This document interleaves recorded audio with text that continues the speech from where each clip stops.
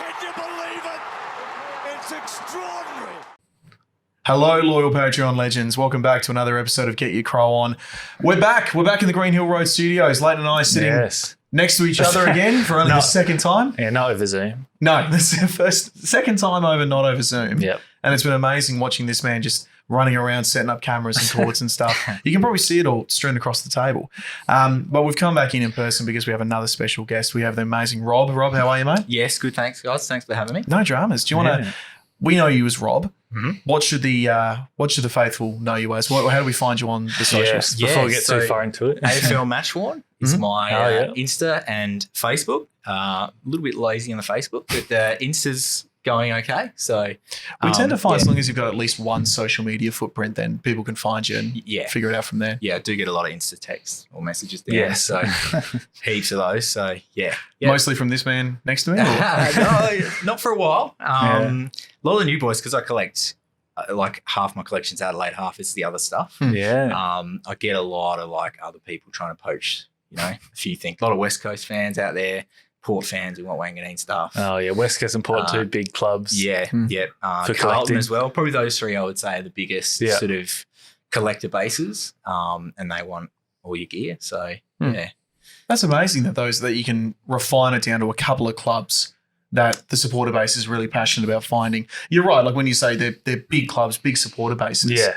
But that's really interesting to me that it's, West Coast, for example, and they're coming to you. Do you just sort of find these online and you make sure you got a few, or is there just more available for those sort of jumpers? Or so back in the day, West Coast were really good with their Dirty Guernsey program. So they really got a lot of stuff out there. So you used to be able to order online like a game. So there's a ton of Ben Cousins, there's a ton of Chris Judds, all those guys, and you used to be able to do that. So I've got a few of those just from other people who've bought them and thought, I didn't really want that, and passed them on. So what's the sort of Dirty Guernsey program? Was it once every for a season? Almost once a a year. No. Like you could order like I want Ben Cousins Guernsey from round 21. Yeah. And as long as he played, you got that Guernsey. And I think it was like $400 back in the day to do that. That's a good deal. Adelaide did that too. Yeah. For 1 year, 2000. I think they realised like there's a bit of cash in this. Yeah. And that's why you see some of the COA 2000 things come out. It's like 1 of 12. Well, yeah. So they had 12 Rens, 12 Roos. Okay, that's brilliant. 12 Jarmans that they sold for $5.95 at Adelaide, and $7.95 if you wanted to get it framed. I wonder how much an individual jumper would be to manufacture. So we were talking a little bit off air about how many cords going everywhere, how many jumpers a standard player would get in a season. Yeah. You think if they get 2 or 3 and then they sell 1 or 2 off during the year and then sort of slowly replace them, surely it's not $400, $700 to replace a jumper, is it? So absolutely automatically the club is making a big profit on those jumpers. That's a fantastic bit of marketing. Yeah, it's excellent. And to be honest, like for a guy like Roo, guy like Judd, guy like Cousins, that's way unders for what they could and should have been charging for those things. Yeah. So there's a fair bit out there. I know there's a very prominent West Coast collector who's a Cousins man, and he's got like 20 Ben Cousins jumpers. Wow. And it's just because of the availability. But then you look at another club, you say Essendon, who didn't do that. Like go try and find a James Hird jumper. Yeah, sure. Yep. So I was lucky to get one off him so he sold his sort of set through, I think it was Moss Green a few years ago. Yeah, right. So pretty much everything went except the 93 and the 2000 premiership jumpers. Oh, you'd be keeping them. So yeah. So he kept those. So you could get just about anything else. So I got a nice longie from 2003. But yeah, there was centenary stuff. There was all sorts of stuff up for grabs. But that's the only way to get them because I'd never seen one before and it's bloody hard to get one since. So what do you know what the more recent dirty sort of programs they did? So dirty jumpers for different clubs? So the last one that I participated in, I bought Nick Nanui Guernsey in 2012. Right. So still fair from West Coast ago. Yeah, so quite a while ago. Yeah. I don't know why they stopped that. I guess maybe they just ran out of sort of people who wanted to continue to manage. But for me, that was awesome because it was a neutral game. It wasn't an Adelaide game. You bought it before the game. Yeah, I bought it before the game, so I knew what game it was coming up. It was a Collingwood game. He dropped Mark of the Year on and Oh, yes. he did another one of his take it out the ruck, run forward and Yeah. kicked a point. So I reckon he missed out on 2 cars. But Is this the one Yeah. where he's straight out of the ruck, Yeah. punched it over a bloke's head, might have juggled been. it past 2, was a and then home game. from Yeah. 50 just sprays it Yeah, just wide. could have Everyone, been. everyone's watching you thinking, this kid. I was thinking that was going to be goal of the year. Yeah, And he shanked it. But Even those 2 highlights, I know that what you're talking about Yeah. of him dropping it. yeah. So even though not it quite rose the up perfect moment. It was incredible. But you got 3 Brownlow votes in the game. So, Oh, So yeah. we should. happy with that. I think if you come Um, close to kicking the greatest goal anyone's ever seen, Yeah. you get 3 Brownlow votes immediately, don't you? The best point of all time. So, Yeah, easily. but it was good. Like, it gives you a bit of an edge to the game. So if you it's not an Adelaide game regularly, sitting at home on a Saturday night, Collingwood West Coast, you watch it, but you're not really that Not that interested. Yeah. But yeah, if you got something on the end of it, you kind of and I was just very lucky that he played extremely well that day. Yep. And tore him a new one and they won. So So 2012 is pretty. yeah. novel- But they started in the 90s or like 2000s? I reckon 2000 was probably- around the yeah. time that clubs started to do that.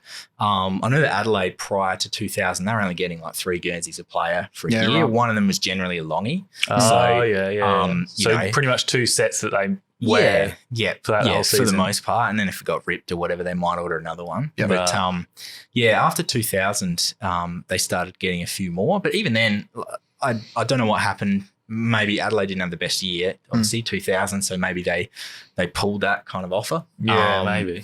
And it didn't work. I know a couple of years after that, the AFL did something where, some of the captains, some of the better players, they were up for offer. So there was like 10 Roo jumpers from 2003. Yeah. That's a good idea. You get Buckley. I've got a Voss from that year, so you could get him, and they'd frame Good it up year. in this perfect. Very good year for Voss, yeah. Yeah, so very fortunate to have that one. Mm. But yeah, I don't know who else was in there. Probably Duck and a few other guys, maybe. But yeah, so there's a few AFL offerings, but they're probably. I mean, I think I've said this before in other podcasts. Like, you could make a ton of money if you're a club, especially if you were Port or West Coast. Yeah. Yep. Specifically West Coast, because I mean they've got a lot of FIFO. Absolutely. Supporters. Yep. Paying a lot of money. Mm. Very big catchment. Yep. Western Australia's massive. So It is.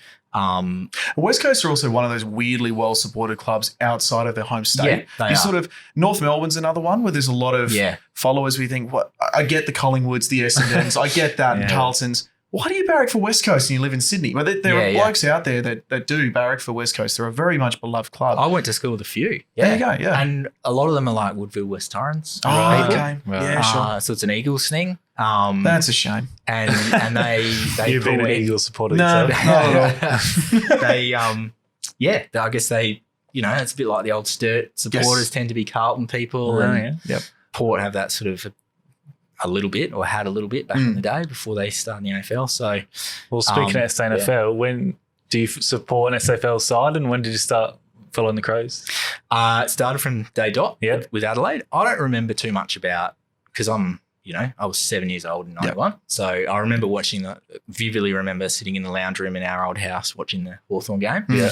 And I remember watching a few Origin games and a few grand finals, but nothing really much more than that.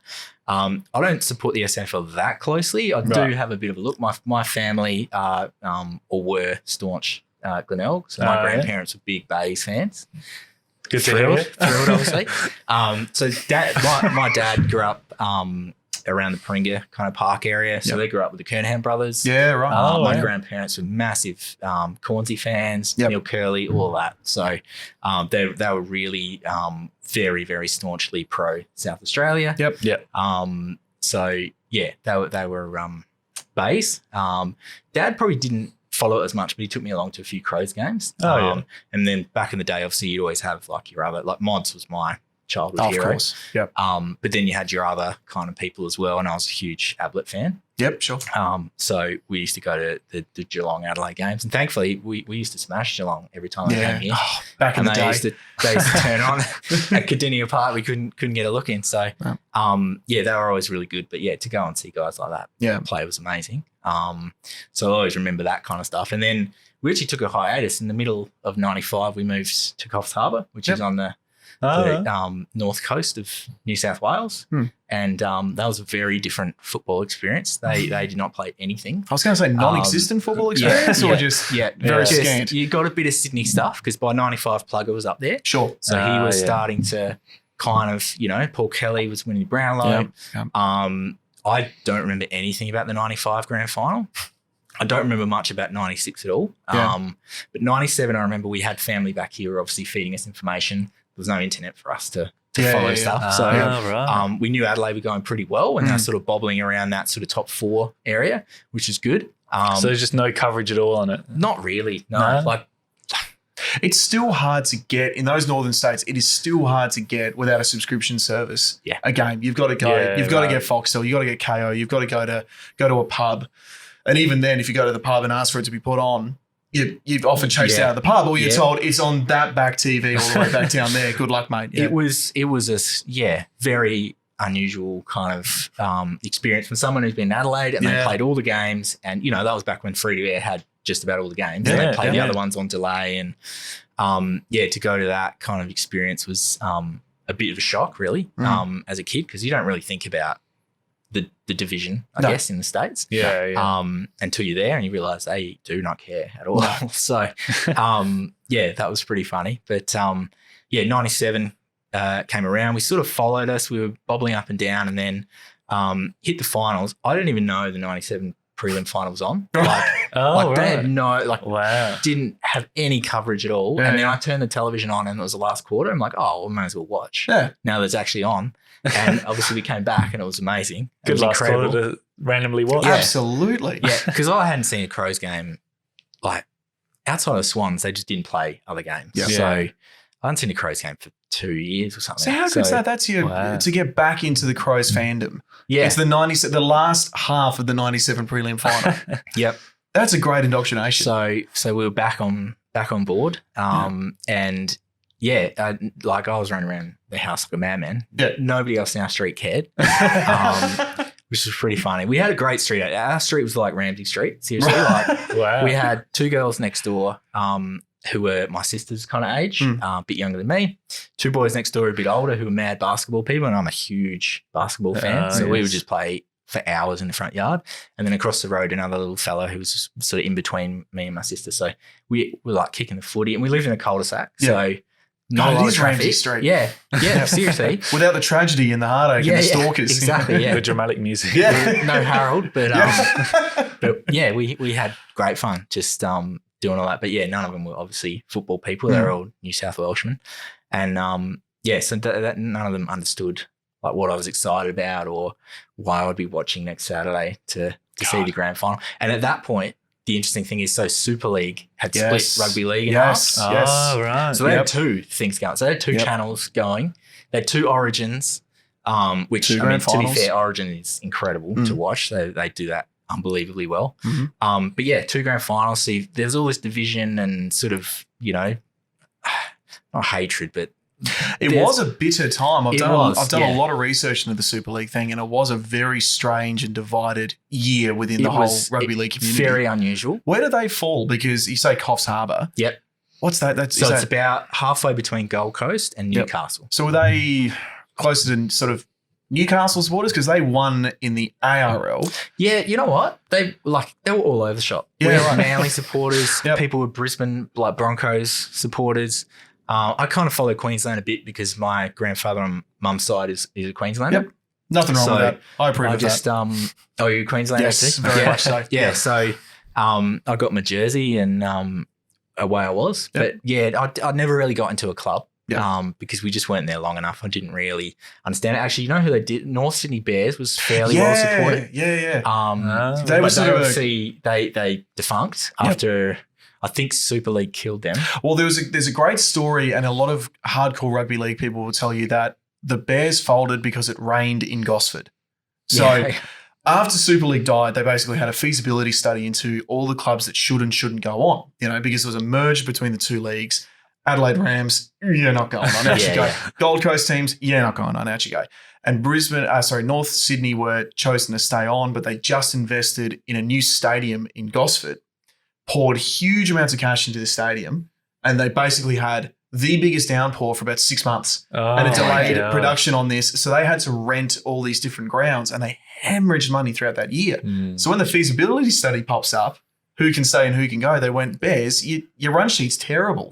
And they've never recovered. Like, I think there's a Bears now that play in the Central Coast in Gosford in like the New South Wales League sort of thing. Yep. And every now and then there's rumblings about bringing them back, so to speak, but it's never really caught on. But Super League is one of the most fascinating chapters in Australian sporting history, and I could probably talk for hours about it. But it was really, I mean, as a kid, you don't really appreciate it, but it was very divisive, which is funny. It's funny when you talk about the Bears. I remember that was the 100-year flood. So we had just luckily we were on the high side of a creek. But if you were on the other side, it used to be a creek that trickled behind our house. You couldn't see like even the hills underneath. It was just water covered. You've now got the Murrumbidgee River behind your house. The amount of blokes' houses who got flooded out. We've guys like washed. Seriously, I don't know why. They tried body surfing down the street and got washed into the drains. They had to get rescued.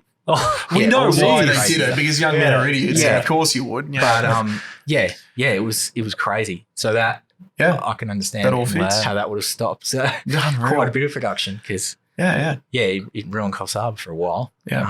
And a lot of people's homes. So there you go, and it stopped the Bears from being a part of the rugby league. Probably enough of the bum sniffers. Should we start talking about your amazing jumper collection? So when did you sort of start collecting things, whether it was jumpers or cards or?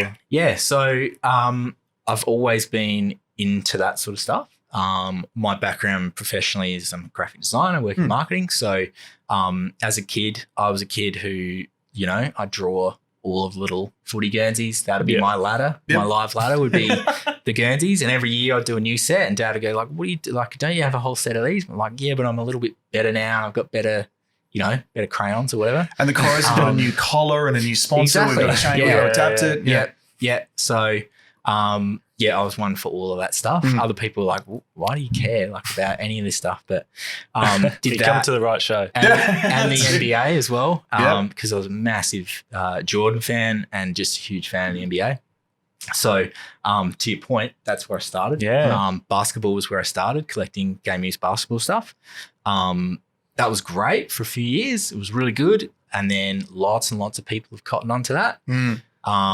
Post the 2008 Olympics. Hang on, was that China? Yeah, Beijing. Beijing. Yeah. China have a massive influence now on the NBA. There's a huge amount of money coming from there.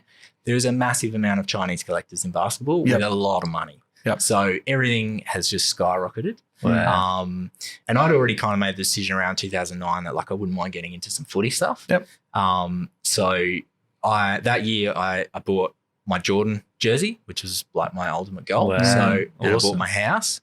So good advantages of starting a bit earlier. Yes, definitely. And then I thought, all right, I'm gonna have a crack at some footy stuff.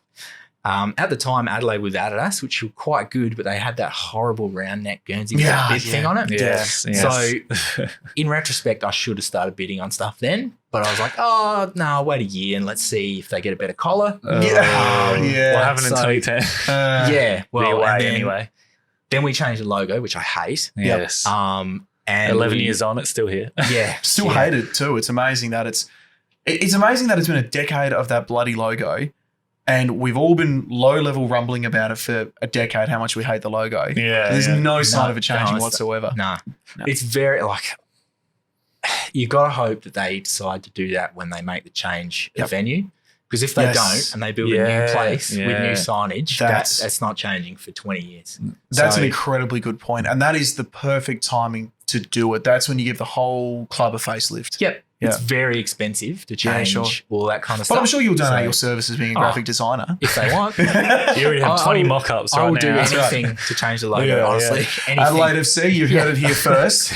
If we can get rid of that. That ugly Baltimore Crow. Yeah. Just, I mean, I don't know what the numbers are like with merch and stuff, but it definitely stops me from buying stuff. I don't want that plastered all over things. So. I've got a cap with it on. Yeah. And it's pretty non-offensive on the cap. Is if it I'm honest. the like one color, like the monotone It one? is, mate? so Yeah, it's like the new era style. Yeah, navy That's not blue with too grey. bad. It's Yeah. pretty, like I say, non-offensive. But as soon as you put the childlike font underneath Yeah. it, and it just sort of it's all off center. Like nothing about it's balanced. Anyway, I could rant about this for ages. We're here to see your collection. Sorry Yeah. to derail it. Yeah. No, that's all right. Where we're at 2009. Yes, 2009, yeah. So then, I started, and I sort of started with the aim of, I thought if I can get some of our stars, like our older stars, Yes. so forget about the 2009 stuff and just go back in time and try and get a few vintage guys. So it didn't start 2009, started the auction. Didn't start then. No, because of Right. the collar and stuff. I made this stupid decision. Now I just wish I'd started because I could have got some great players. Yeah, Yep. sure. I was sort of at that time I wasn't thinking, I want one of everything. Yep. I was thinking I really like to get a Roo, like to get a Jars. And at that point I didn't even know how feasible that was. Like Yeah. who had them, Yep. how many there were around. I just knew that I'd seen a few of the other great players from other clubs, Swan, Judd, those guys, Ablett, those things were getting sold readily. Yep. Which was really good. And then the other thing I thought is, well, it would be cool if I collected the rest of the league, like got one match worn player of a star from every other club. That's an excellent So way to then I start. could have, a full collection. Yeah. Which I've probably, it took me ages actually to get Richmond, but I've probably collected the league 3 times over now. So We've got a great post if viewers want to see it of all like sort of Brownlow medalist best team. I don't know if it has quite every team, but it has a good range not of quite. I did a post 22, on Insta best 22. Wow. where I tried to pick the best 22 non-Adelaide players in my collection Yep. in spots. So like not just the best 22, but like, forwards in the forward How area. big's your bloody collection if you're able to do that? So it's about two. Good question. Yeah. About 220, 230. Right. There you go. Wow. So I counted up the Adelaide stuff the other week because I've been doing a bit of a cull trying to just get stuff aligned and, make some notes about some things, just, for my wife and that, just in case later. So I was at 115 plus a few trainers, but 115 of the match ones. Yep. And then I counted up the other ones and I think I was about 110 for everything else. That's a healthy collection. Yeah. And it's actually good advice too for any collectors out there. Do an inventory. Yes. It doesn't take you much time. I mean, I'm sure it took you a day and a half, but it shouldn't take you too much time. Write it up in an Excel spreadsheet. And like you say, if you get broken into, Yep. you suddenly find yourself without a, heaven forbid, a job, or, you need don't sell the house, sell a couple of jumpers, you keep an inventory and know what they're worth. Haven't you, believe me if I'm wrong, if you've already been broken into before, haven't you? A long time ago, A little while ago. Yeah. Oh, bloody hell. Previous house, down in Hallett Cove when we were down there. Would have been a kid because he got through a window about that big. Yeah, Which right. is God. like I wouldn't have fit in. My head probably wouldn't even Like fit a doggy door. in. Yeah, pretty much. No, he just cracked so he knew what he was doing because Yeah. he pulled all the sealant off. God. One pane, got in, got out somehow. I had a few basketball things out because I've been taking photos. Didn't take any of that. Yeah. Thankfully. That's good. Tried to take the DVD player and a few other things instead. So But you didn't get the Jordan. didn't get the Jordan. Mercy. Right. So the Jordan is still at home. Yep. And will be for as long as I can resist the numbers that keep churning over. Because that stuff has gone nuts. But in terms of the footy stuff, so far, touch wood, we've been very lucky. Yeah. And haven't had anyone trespass since. Yeah. Good. So we've moved a couple of times since then as well. So Yep. yeah. But So there's more advice there for young collectors. Keep a lock on the door. yes. And try and find any small child-sized windows in your house and board them up. those up. Yeah. Yeah. In fact, no windows. Just no windows. Just Yeah. Get yourself a basement. Solitary confinement. That's right. Yeah, that's how live you in the live. basement. If you want to collect, that's how you have to Yeah. Absolutely. We'll tell you what, guys, what we might do, because that brings us up to about the half-hour mark. Yeah. What we might do is push pause on this and make this part 1.